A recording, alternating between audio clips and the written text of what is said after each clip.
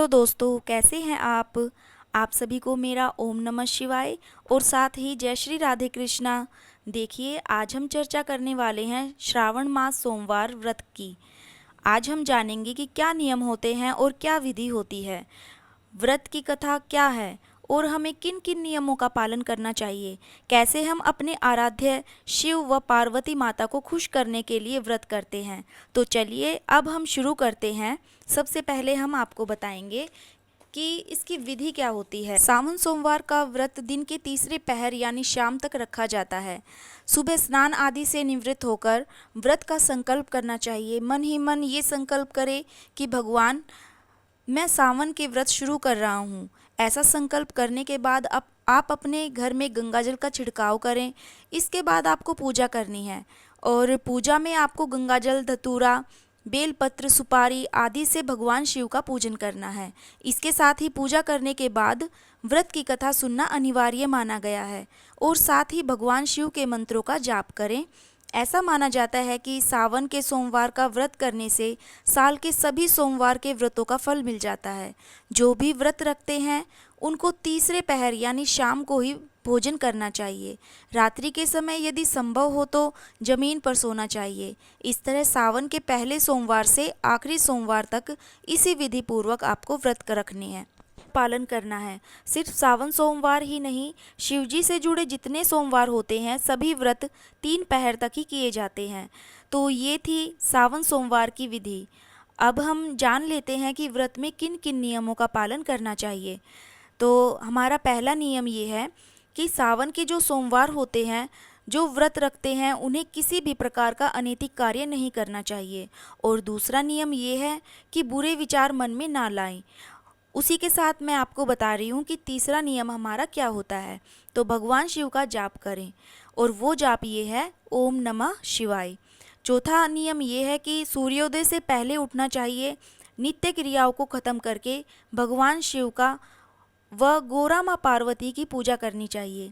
सावन में बैंगन को अशुद्ध बताया गया है। सावन में मांस मदिरा से दूर रहना चाहिए।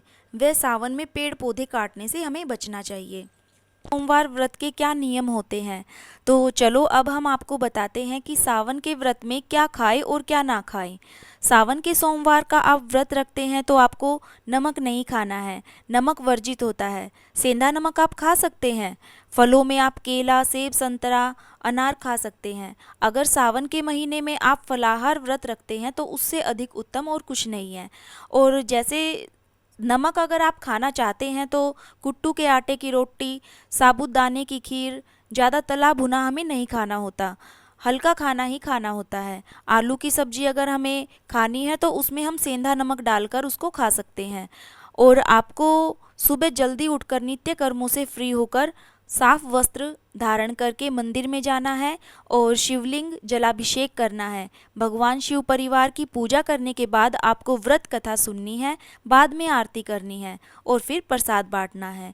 ठीक उसी तरह आपको शाम को भी भगवान शिव की पूजा करनी है, प्रसाद बांटना है और फिर अपना व्रत जो है खोलना होता है।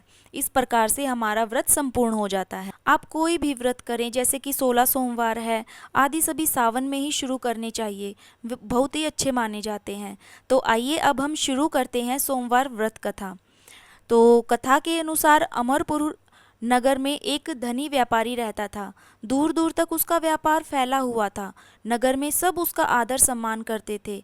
इतना सब होने के बाद भी वह व्यापारी अंतर्मन से बहुत दुखी था, क्योंकि उस व्यापारी का कोई पुत्र नहीं था। दिन में उसे यही चिंता सताती थी कि उसकी मृत्यु के बाद व्यापार धन को कौन संभालेगा। इसकी इच्छा प्राप्ति के लिए वह प्रति सोमवार मंदिर में जाकर घी का दीपक जलाया करता था। उसकी पूजा को देखकर माँ पार्वती ने भगवान शिव से कहा कि ये आपका सच्चा भक्त है, कितने दिनों से सोमवार व्रत को नियम से करता आ रहा है। भगवान, आप इस व्यापारी की मनोकामना पूर्ण करें। पार्वती ने आग्रह करते हुए कहा कि आप इच्छा पूर्ण करनी चाहिए और आपको इसे पुत्र प्राप्ति का वरदान देना चाहिए। भगवान शिव ने कहा कि तुम्हारे आग्रह पर ही मैं इसे पुत्र प्राप्ति का वरदान देता हूँ, लेकिन इसका पुत्र 16 वर्ष से ज़्यादा जीवित नहीं रहेगा। उसी रात भगवान शिव ने उसे स्वप्न में पुत्र वरदान दिया और साथ ही उसके पुत्र के 16 वर्ष जीवित रहने की बात बताई। इससे व्यापारी को खुशी तो हुई, लेकिन पुत्र की अल्पायु की चिंता ने खुशी का अंत कर दिया।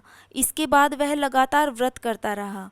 कुछ महीने बाद उसके घर अत्यंत सुंदर पुत्र का जन्म हुआ और फिर व्यापारी ने बड़ी धूमधाम से पुत्र जन्म समारोह मनाया।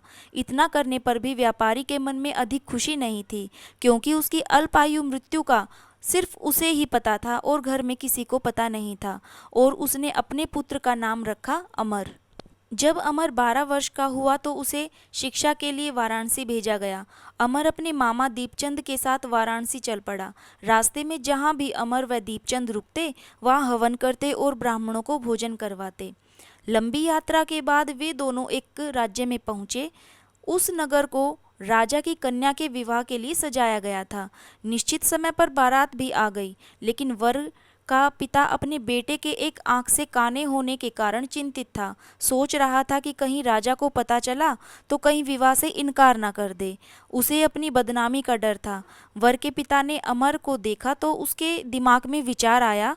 उसने सोचा कि इस लड़के को दूल्हा बनाकर राजकुमारी से विवाह करा दूं। तो वर के पिता ने इस बात को अमर और दीपचंद को बताया। धन के लालच में मामा दीपचंद ने बात को स्वीकार भी कर लिया और अमर को दूल्हे के कपड़े पहनाकर राजकुमारी चंद्रिका से विवाह करवा दिया। वही राजा ने बहुत सारा धन देकर राजकुमारी को विदा किया, लेकिन अमर से सच छुपाया नहीं गया। जब वह लौट रहा था तो उसने राजकुमारी के ओढ़ने पर लिख दिया कि राजकुमारी चंद्रिका, तुम्हारा विवाह तो मेरे साथ हुआ है। मैं तो वाराणसी में शिक्षा ग्रहण करने जा रहा हूँ और अब तुम्हें जिस युवक की पत्नी बनना पड़ेगा वह तो एक आंख से काना है। जब राजकुमारी ने यह पढ़ा तो उसने उस लड़के के साथ जाने से इनकार कर दिया। राजा ने सब बातें जानकर राजकुमारी को महल में ही रख लिया। उधर अमर अपने मामा दीपचंद के साथ वाराणसी पहुंच गया। अमर ने गुरुकुल में पढ़ना शुरू किया। जब उसकी उम्र 16 वर्ष की हुई तो उसने यज्ञ किया और ब्राह्मणों को भोजन कराया। उसके बाद वह अपने शयन कक्ष में सो गया।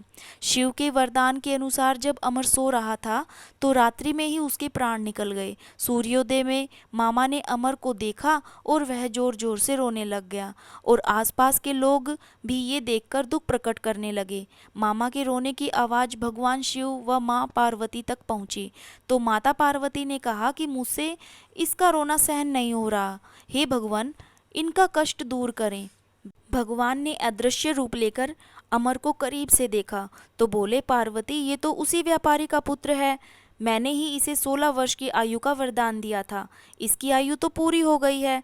पार्वती माता ने भगवान से आग्रह किया कि हे प्राणनाथ, आप इस पुत्र को जीवित करें, वरना इसके माता पिता रो रो कर अपने प्राण त्याग देंगे। इसका पिता तो आपका परम भक्त है, वर्षों से आपके व्रत करके आपको भोग लगा रहा है।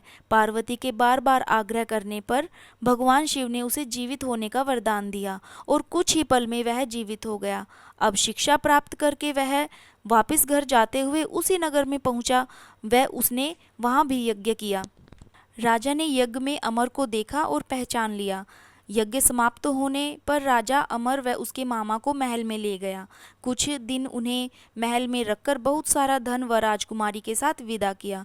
उनके आने की खबर सुनकर व्यापारी बहुत खुश हुआ। व्यापारी ने खुद को अपनी पत्नी के साथ एक कमरे में बंद कर रखा था। वे भूखे प्यासे रहते थे। उन्होंने यह प्रतिज्ञा कर रखी थी कि अगर उन्हें बेटे की मृत्यु का समाचार मिला तो वह अपने प्राण त्याग देंगे। व्यापारी अपने परिवार के साथ नगर के द्वार पर पहुंचा। वह बेटे को विवाहित देखकर बहुत खुश हुआ।